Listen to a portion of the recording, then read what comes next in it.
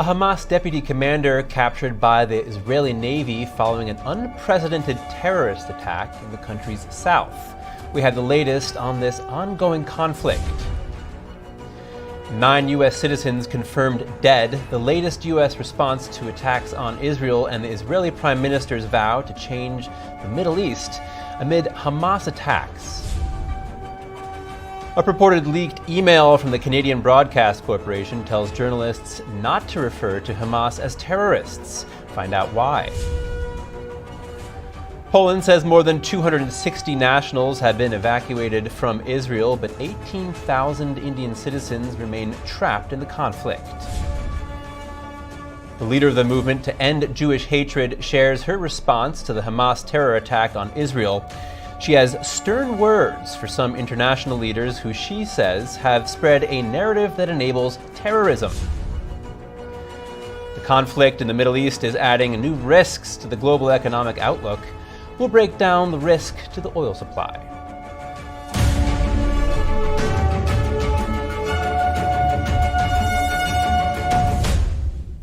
Hello and welcome to NTD News Today. I'm Chris Beers, and joining me is my new co-host, Stephanie Cox. Thank you, Chris. I'll be here from now on to bring you the latest news from around the world. I'm looking forward to working with you, Chris. Likewise, it's nice to have some company up here. This show debuted 4 years ago, and it continues to grow and change, starting as a 15-minute segment. And soon we'll be at 2 hours from 11 a.m. starting next week, so I hope you can join us then. NTD was founded by brave souls who fled communism in China to shed light on the truth of what's happening there and around the world. That's right. The long arm of the Chinese Communist Party reaches far beyond China, even to the United States. But we're here to keep the light of truth shining. And now, for today's top stories. The third day of conflict in southern Israel, and the death toll is rising. Rockets are seen today flying over its border with Gaza. The Israeli military said it captured the deputy commander of the Hamas Naval force without specifying where or how he was captured.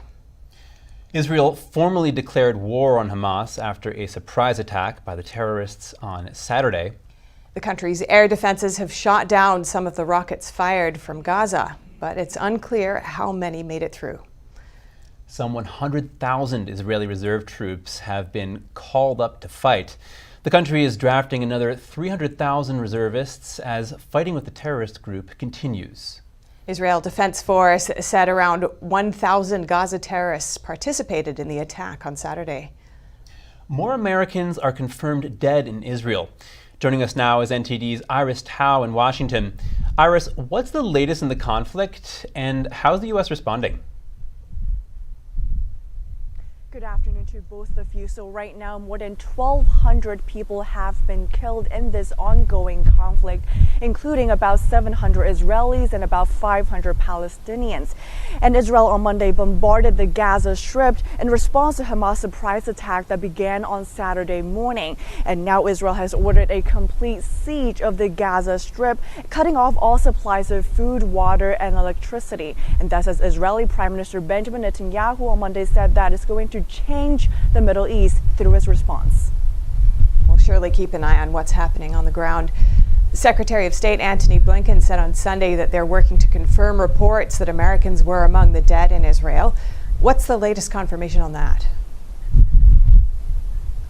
So this morning, the State Department confirmed that at least 9 Americans have been killed in Israel, with an undetermined number of them still missing. And it's now unclear if those missing have been killed, have been taken hostage, or are still in hiding.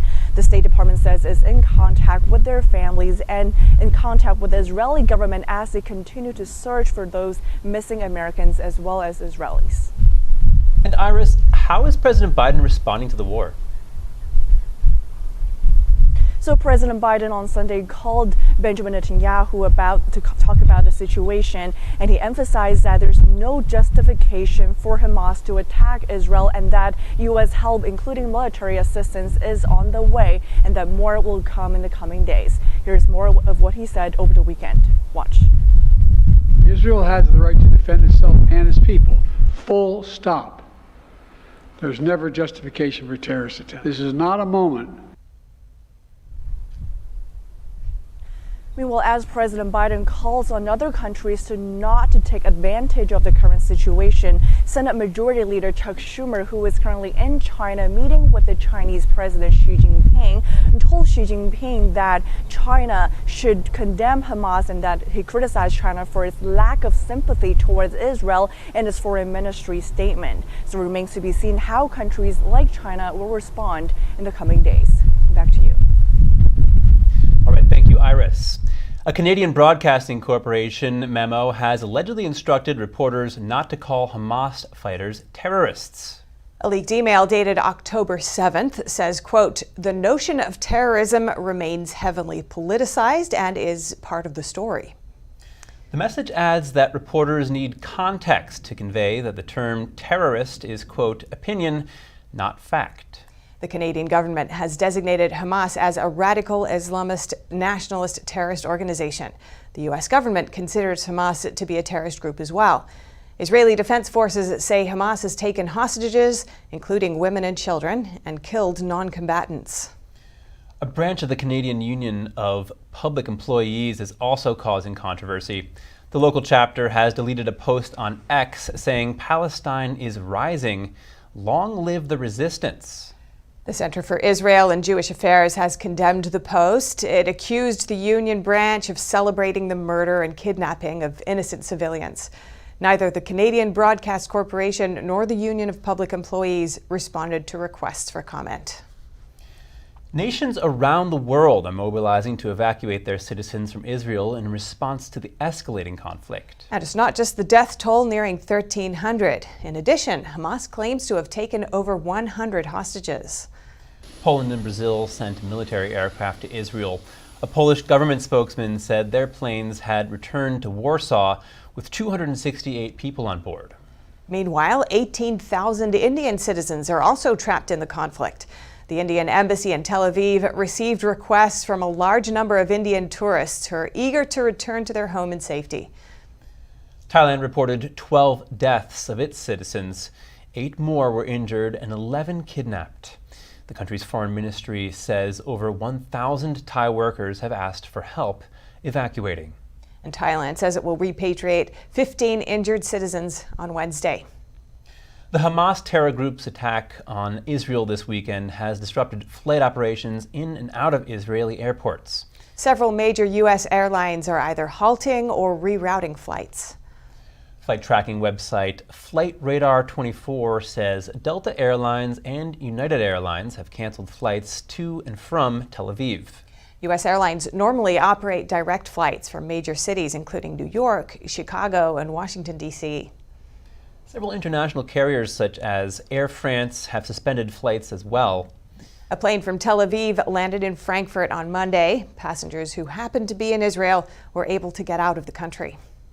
It's a weird situation at the moment. Unfortunately I have to come for work to Germany, but my friends and family are back there. We're all safe at the moment where we live. Tension is quite high. United said it operated 2 flights to the U.S. from Israel late Saturday and early Sunday. The airline has suspended flights until conditions allow them to resume. Delta says it's monitoring the situation, but that flights have been canceled into this week. What is Hamas's motivation and how should international organizations respond? We speak to the leader of the End Jewish Hatred movement, Brooke Goldstein, for her response to the turmoil. Brooke Goldstein, thank you for joining us. As a leader of a movement to end Jewish hatred, what was your first thought after learning about Hamas's massive terror attack on the Jewish state? The movement to end Jew hatred obviously is very concerned, as are Jewish people around the world, as is everyone who has a sense of humanity. My biggest concern right now are the hostages, the innocent men, women, and children and grandparents. One Holocaust survivor, I understand, that were dragged out of their homes or kidnapped from the streets or kidnapped from a party that was happening in the South, that are now being killed. They are being tortured. We know that the women are being raped en masse.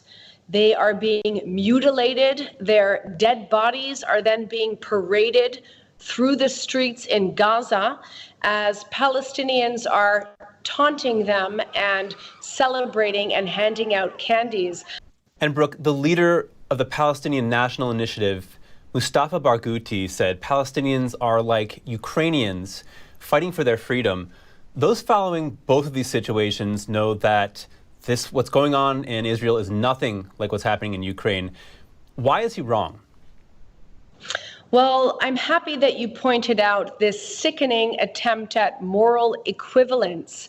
Freedom fighters don't go around killing women, torturing them, raping them, burning whole families alive in their homes, butchering parents in front of their children. These are not freedom fighters. These are terrorist organizations. Hamas is the same as ISIS. They engage in the same techniques and they are funded by the same sources. Hamas is an arm of the Iranian regime, the largest terror-sponsoring regime in the world. People who are attempting to sow the narrative of moral equivalence, including, by the way, U.S. Congresspeople, are justifying terrorism. They're using false narratives like a so-called illegal Israeli occupation to justify the killing of civilians. The moral world must reject this false moral equivalence. They're also advocating to globalize the intifada. They want to bring this type of violence to the United States. And don't forget, Iran has terror cells and its arm reaches globally. That is what they are trying to do, justify terrorism so it can be spread around the world. And Brooke, Hamas knows Israel would respond with just enormous force. They're one of the largest militaries, certainly in the Middle East. Why would they do this? Obviously, they have some sort of next move in mind. What do you think that could be? Hamas has been keeping the Palestinian Arabs hostage for many years in an open-air prison where they are torturing their own people. They are recruiting their own children for acts of terrorism. They are using their own civilians as human shields. That is their raison d'être. They are theologically motivated Islamist terrorist groups that adhere to a culture of death. They want to sow death and destruction because they believe that they are obligated to do so under their interpretation of Islam. And are you worried that these Islamist groups will use however Israel responds as, fuel for propaganda going forward? You know, I'm more worried that the NGOs, which are really facades to, again, support this terror appeasement narrative, will use the acts of the IDF against the Jewish state as they have in the past. I want to be very clear. The IDF is one of the most moral and humane armies in the world. While Hamas revels in killing civilians, the IDF risks its own soldiers to avoid civilian casualties. And yet we have seen time and time again, when the IDF goes to contain Islamist terrorism, that organizations like the United Nations, which have been completely perverted, like Human Rights Watch, like Amnesty International, spread a narrative that enables terrorism by demonizing the soldiers of the Jewish state as they work to protect their own citizens. Brooke Goldstein, thank you so much. Thank you for having me.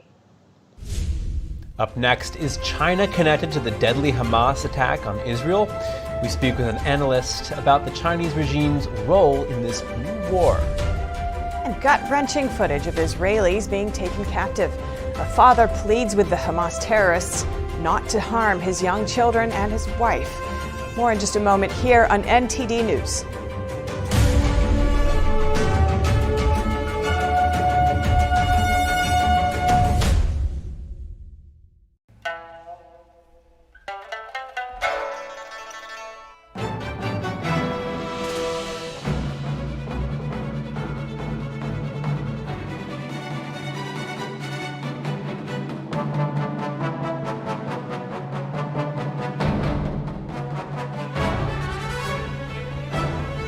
Shen Yun Symphony Orchestra, coming to Lincoln Center, David Geffen Hall, October 22nd. Tickets at shenyunsymphony.com. Anyone who's ever sold a home will tell you it's really hard. And it's one of the biggest financial decisions you'll ever make. That's why who you work with matters. Together with HomeLight, we take care of every detail.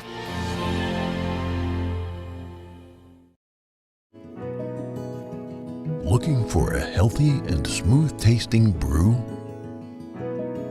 Drop by Days Coffee Roasters today and explore our wide selection of specialty-grade, small-batch roasted coffee. Home to North America's first enzyme-fermented coffee, we source a wide selection of specialty-grade coffee beans from around the world, and our baristas are ready to craft your customized brew. Visit Days Coffee at 28 North Street, Middletown, New York. Come experience a brew like no other.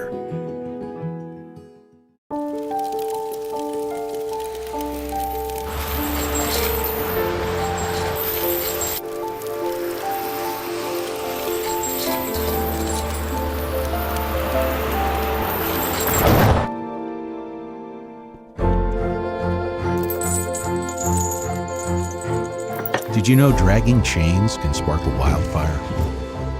Only you can prevent wildfires.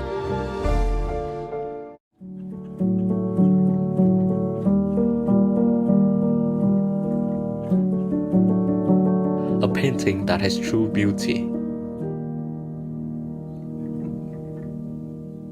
I imagine it's like a door.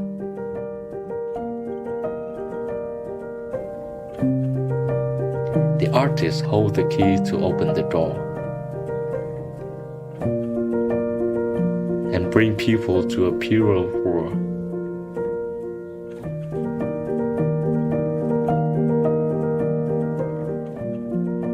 A world where people are more compassionate.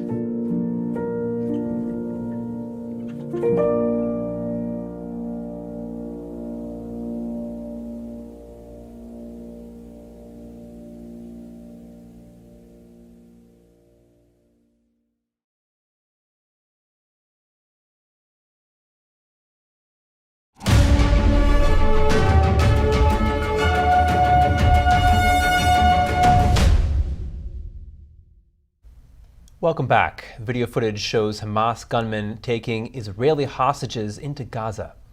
Israelis are desperate to find their loved ones after the terrorist group launched the surprise attack on Israel Saturday. NTD's Andrew Thomas has more. Hello.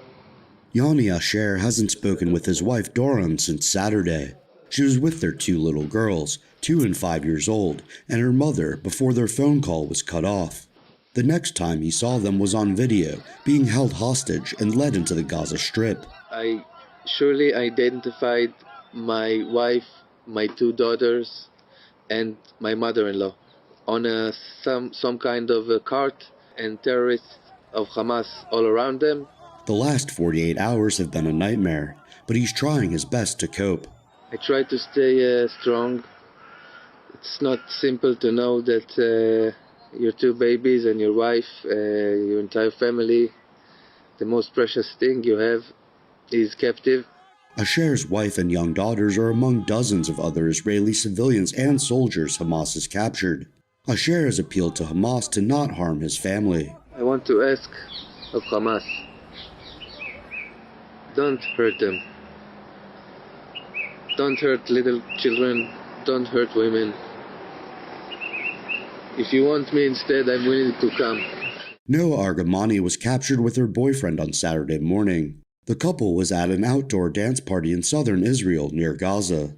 Argamani's friends and family recognized her in a video circulating on social media. What can I say? My whole life, since she was born, I have done my best to protect and to hug her, and to support and love her. And now, in this difficult moment, to at least encourage her. His friend Amit Parpaparia described how he felt. Terrorized.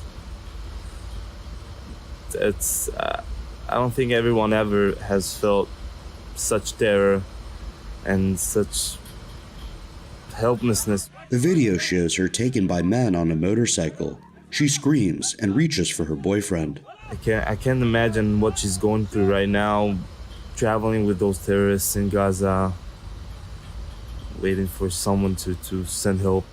Watching the footage was gut-wrenching for Paparia. He says one of the worst things is not being able to help. It's been nerve-wracking to just feel hopeless. You can't do anything. It's the most helplessness I ever felt. Nearly 1,200 people have been killed since Hamas launched its attack on Saturday. Hundreds of Israelis continue to search desperately for their loved ones. Andrew Thomas, NTD News. European leaders and others around the world are reacting to the Hamas attack on Israel. NTD's Daniel Monahan has more on that story. British Prime Minister Rishi Sunak says now is not the time for equivocation. Hamas and the people who support Hamas are fully responsible for this appalling act of terror, for the murder of civilians and for the kidnapping of innocent people, including children. Sunak vowed the UK's steadfast support and said terrorism will not prevail. European Commission President Ursula von der Leyen spoke on the phone with Israeli President Isaac Herzog. She offered the EU's full support. She also posted on X, "I unequivocally condemn the attack carried out by Hamas terrorists against Israel. It is terrorism in its most despicable form." German Chancellor Olaf Scholz wrote on X, "We are deeply shocked by the rocket fire from Gaza and the escalating violence. Germany condemns these attacks by Hamas and stands by Israel." The Israeli UN ambassador also reacted to the attacks. These animal-like terrorists broke into homes, gathered entire families into rooms, and shot them point blank, as if they were stomping on insects. Australian Prime Minister Anthony Albanese said that Australia unequivocally condemns the attack on Israel by Hamas. Hamas bear the responsibility for this. Of course, this was a shock attack that was obviously very well planned and I think has shocked the world. Canadian Prime Minister Justin Trudeau wrote on X that Canada unequivocally condemns Hamas's barbaric, brutal terror attacks and reaffirms its support for Israel's right to defend itself. He called for the immediate release of those being held hostage and demanded they be treated in accordance with international law. Ukrainian President Zelensky posted on X that today's terrorist attack on Israel was well planned, and the entire world knows which sponsors of terrorism could have endorsed and enabled its organization. Japanese Prime Minister Fumio Kishida wrote on X, quote, "Japan strongly condemns the attacks which severely harmed innocent civilians. I express my condolences to the bereaved families and heartfelt sympathies to the injured." Saudi Arabia called for an immediate halt to the escalation between the two sides. The oil-rich country also called for a two-state solution to foster peace in the region. Iran congratulated Palestinian fighters, saying, "We will stand by the Palestinian fighters until the liberation of Palestine and Jerusalem." The country's state television showed parliament members rising from their seats to chant, "Death to Israel." Daniel Monahan, NTD News. Is China connected to the deadly Hamas attack on Israel? India believes Chinese technology was used by Hamas to bypass Israeli defenses this weekend. I spoke with economic and national security analyst Antonio Graceffo for more about China's role in this new war. Antonio Graceffo, thank you for joining us. Chinese regime leader Xi Jinping said over the weekend that Israel should grant independence to Palestine. We know that the Chinese Communist Party, there's always some kind of a hidden agenda behind the scenes with them. Why might it be in the CCP's advantage to advocate for independence of Palestine? Thank you. In addition to calling for an independent Palestine, he's also refused to condemn these attacks on Israel over the weekend. And there's a number of reasons why China would benefit from closer ties with Palestine. This includes undermining U.S. hegemony in the region and also oil economic interests that China is trading with both Iran and Saudi Arabia, and they need Israel to be out of the picture. Now, we know Iran backs Hamas by providing funding and equipment. You've noted that China and Russia both bypassed trade sanctions on Iran, helping them financially. Given this, how should we view China and Russia's role in the attack? So there's definitely a link in that, China underwrites the Iranian regime, and the Islamic Revolutionary Guard Corps of Iran is credited with having supported, Hamas credits them with having supported their invasion, helping them plan it, giving them the go-ahead. We also suspect that Chinese technology was used to breach Israel's defense perimeter. And should the international community hold China and Russia accountable for this indirect financial assistance? And if so, what should that look like? I think that's definitely going to happen. We've shown that the Ukraine war is showing that the U.S. is very willing. The international community is more willing now to use secondary sanctions. Over the weekend, I believe 25 more Chinese companies were sanctioned for supporting the Russian invasion of Ukraine. And now there's going to be massive sanctions on Russian and Chinese companies that support Iran. And in order to prevent and stop terrorism in the Middle East, do measures against the Chinese Communist Party also need to be considered here?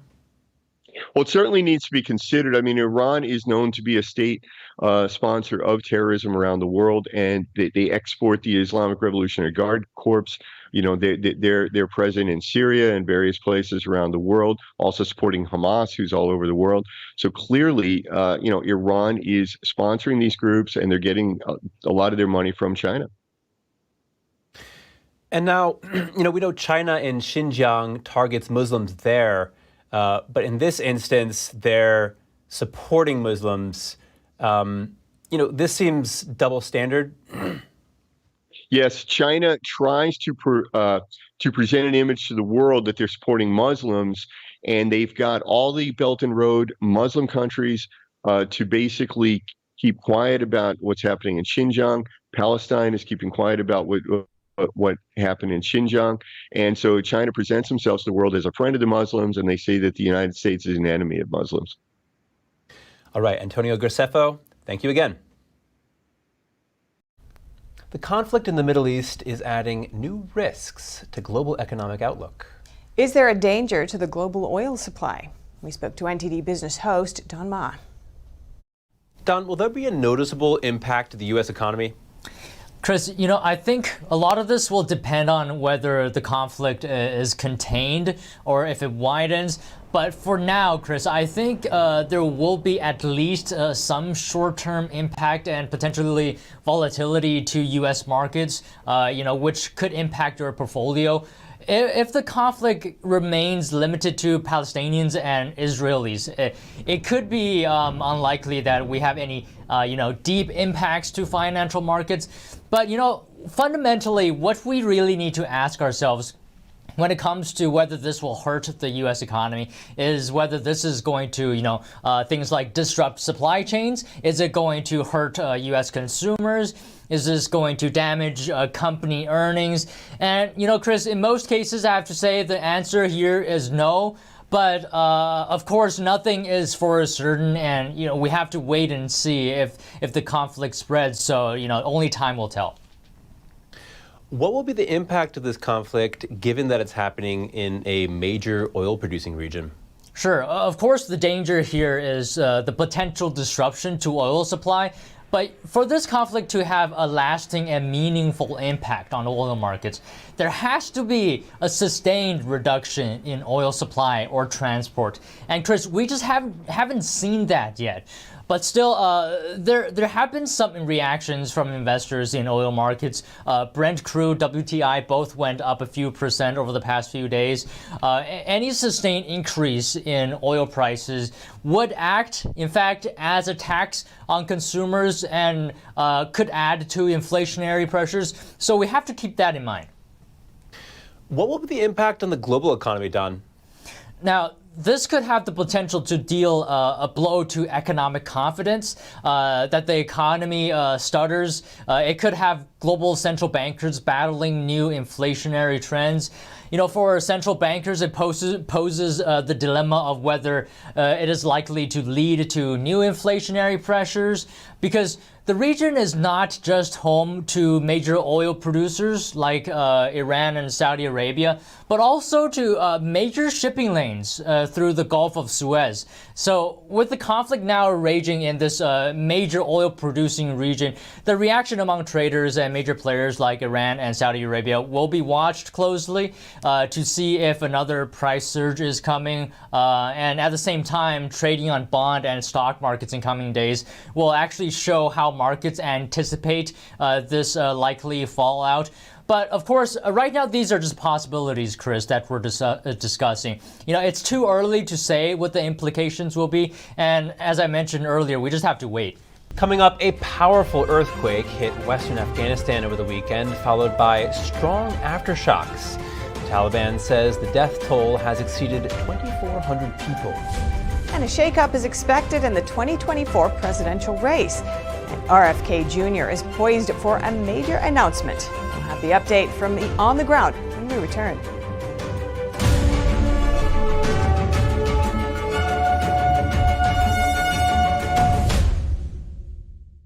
Stay tuned to get 2 rolls of alien tape free. You wouldn't stick your mother-in-law on the wall, but you could with alien tape. It just sticks. Just peel and stick to make anything stay in place quick. Brick, pavers, marble, tile, plastic, even leather. Nothing works better than alien tape. You wouldn't stick your fishbowl on a moving car, but you could with alien tape. The secret is nano-stick technology that grabs and locks on to secure one side of the surface to the other. Alien tape secures in seconds, then twist, pull, and rinse to reuse. Call or go online to get your first roll of alien tape for just $19.99, plus shipping and processing. But to make this deal really stick, we'll give you 2 more rolls absolutely free. You get 3 rolls of alien tape for one low price. Order now. To order, call 1-800-490-1364 or go to tryalientape.com. So call 1-800-490-1364 or order online at tryalientape.com. What if you could whiten your teeth by simply brushing your teeth? Now you can with Smile Actives, the teeth whitening breakthrough that safely gets your teeth white and keeps them white every day, just by brushing your teeth. I never thought that whitening my teeth could be so easy. I just put the gel on the brush, the toothpaste on it, brush, and I can see my white teeth. Simply add Smile Actives to any toothpaste and our patented PolyClean technology activates into a powerful microfoam that penetrates into the enamel surface to safely lift and remove stains. You need a simple way to whiten your teeth. Without strips, without trays, without going to the dentist. And it was about time that a product was developed that you would be able to do that with just brushing. And now, Smile Actives is even better with new Pro Whitening Gel with 33% greater whitening power, clinically shown to whiten teeth faster, up to 8 shades. 100% of users saw whiter teeth. On food stains, coffee and wine stains, even on veneers, crowns, and dentures. I eat the blueberries, I drink the coffee, and I know that Smile Actives will keep my teeth white every day. If you could use something so easy like Smile Actives to take yellow teeth to white teeth, why wouldn't you? Why spend hundreds of dollars for whitening treatments at the dentist when now you can whiten your teeth with new Smile Actives Pro Whitening Gel every time you brush your teeth? Call or go to smileactives.com and for a limited time get new Pro Whitening Gel for just $24.95. Order in the next 5 minutes and buy one get one absolutely free for just $24.95. That's 2 for 1 and save 58%. We'll even include free shipping. Get your teeth whiter guaranteed or return it within 60 days for your money back. I smile every day now. The difference is literally night and day. So now I'm always smiling, always choosing, because now my teeth are much whiter. This offer is not available in stores, so call or click now before the special buy one get one free offer goes away. They have entertained and inspired audiences around the world, yet they are still persecuted by Communist China. Coming up on our next installment of America's Hope, we'll introduce you to members of Shen Yun. Don't miss this special presentation on America's Hope.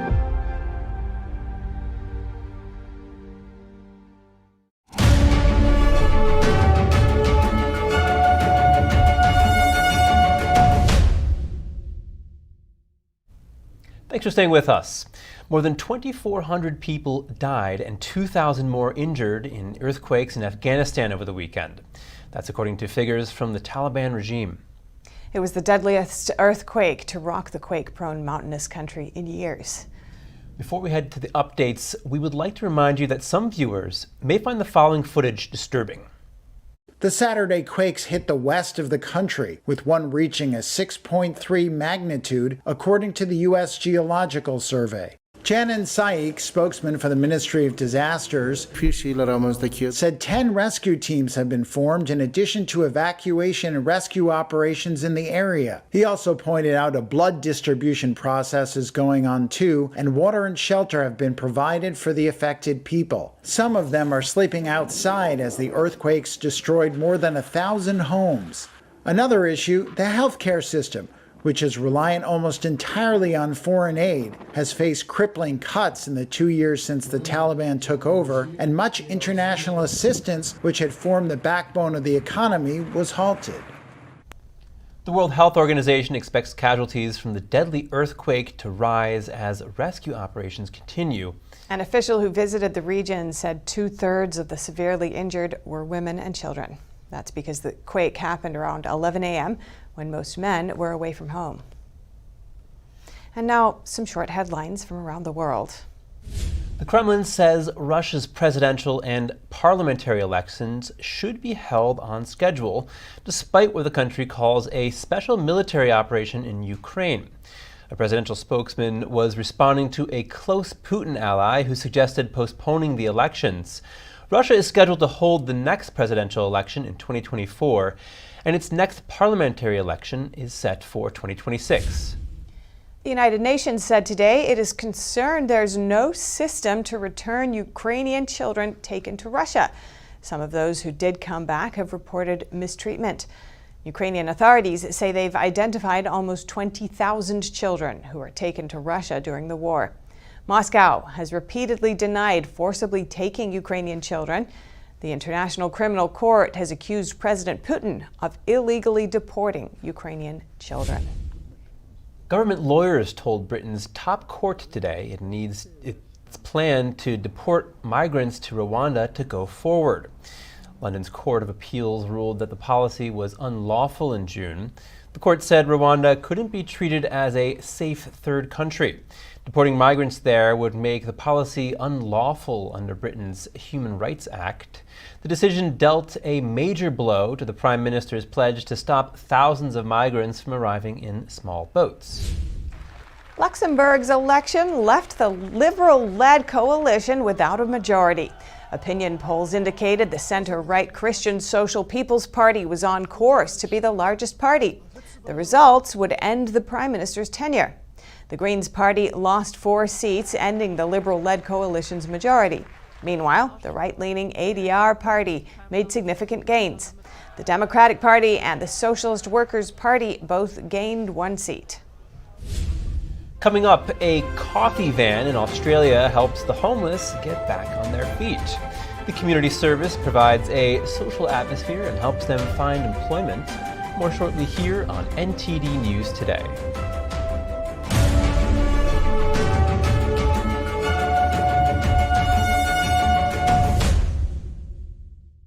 Anyone who's ever sold a home can tell you it is really hard. That's why who you work with matters. Together with Homelight, we've helped thousands of people sell faster and for the best price. Life doesn't always give you time to change the outcome. Prediabetes does. 1 in 3 adults has prediabetes, but with early diagnosis, prediabetes can be reversed. And you can change the outcome. Take the 1-minute prediabetes risk test today. Go to doihaveprediabetes.org. First time I came in here was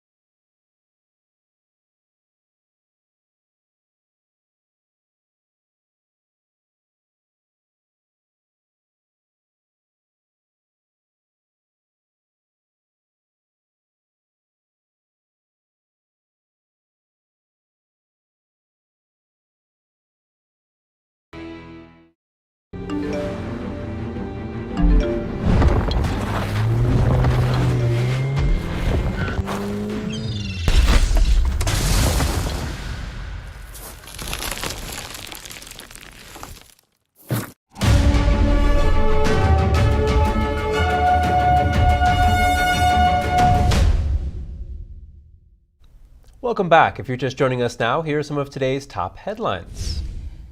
The Israeli military said it captured the deputy commander of the Hamas Naval force without specifying where or how he was captured. The country's air defenses have shot down some of the rockets fired from Gaza. At least 9 Americans have been killed in Israel and others are unaccounted for. President Biden told Israeli Prime Minister that military aid was on the way, with more coming in the days ahead. A Canadian Broadcasting Corporation memo allegedly instructed reporters not to call Hamas fighters terrorists. A leaked email dated October 7th says, quote, "The notion of terrorism remains heavily politicized and is part of the story." Poland has evacuated over 260 citizens trapped in Israel. Thailand reported 12 deaths of its citizens in the conflict. 8 more were injured and 11 kidnapped. The leader of the End Jew Hatred movement said the terrorist attacks in Israel were nothing like Ukraine. She says freedom fighters do not slaughter women. She also called out some organizations for supporting the, quote, terror appeasement narrative.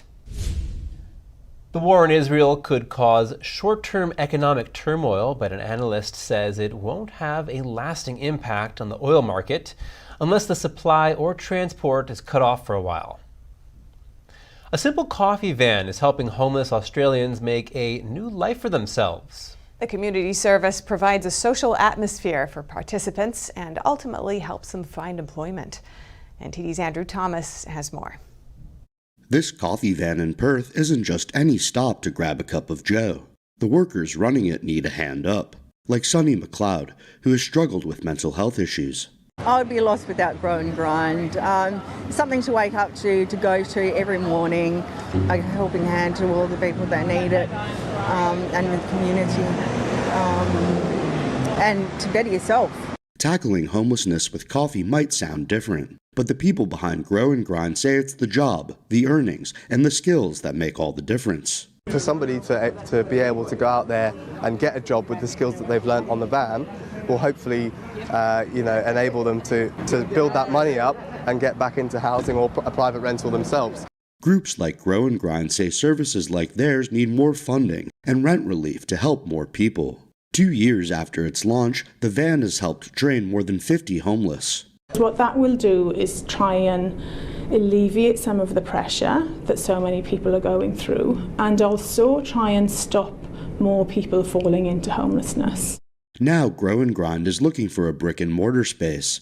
They hope the cafe could then start employing more people. Andrew Thomas, NTD News. Traveling can be a real headache, and for some, it can even trigger a migraine. But there are ways that you can lower the risk and travel with more confidence. Here's NTD's Gina Marie with Strong Mind and Body.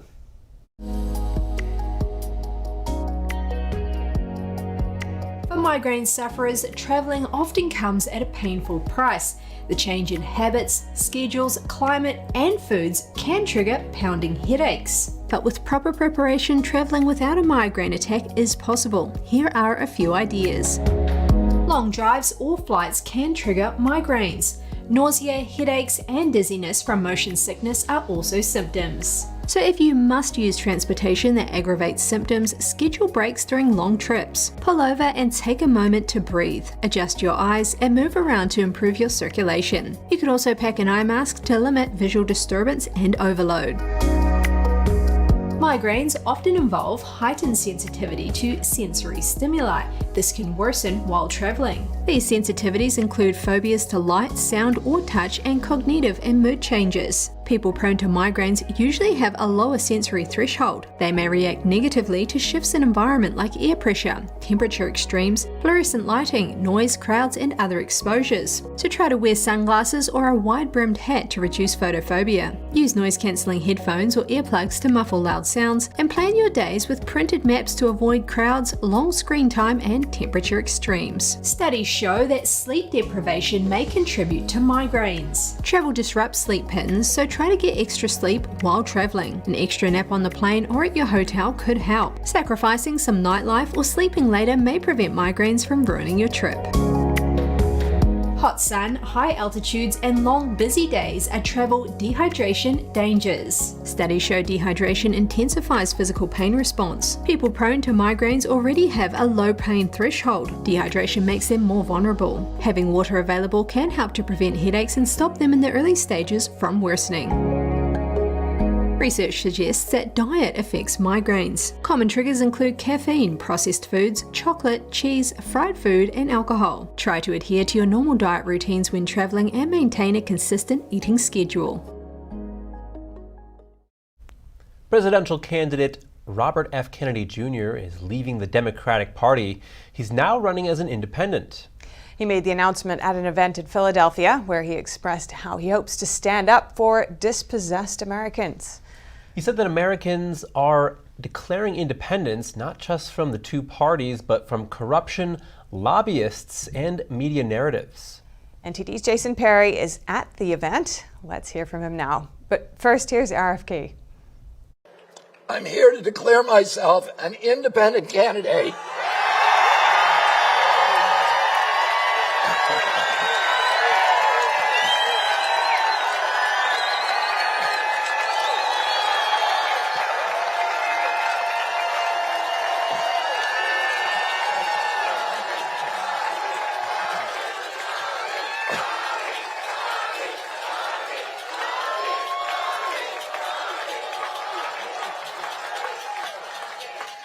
Independent candidate for President of the United States.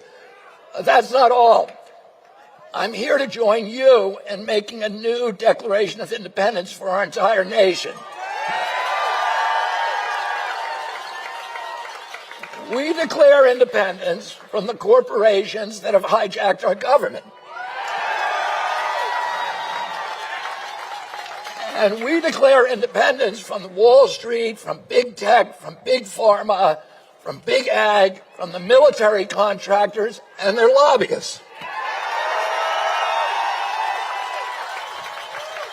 And we declare independence from the mercenary media that is here to fortify all of the corporate orthodoxies from their advertisers and to urge us to hate our neighbors and to fear our friends. And we declare independence from the cynical elites who betray our hope and who amplify our divisions. And finally, we declare independence from the two political parties.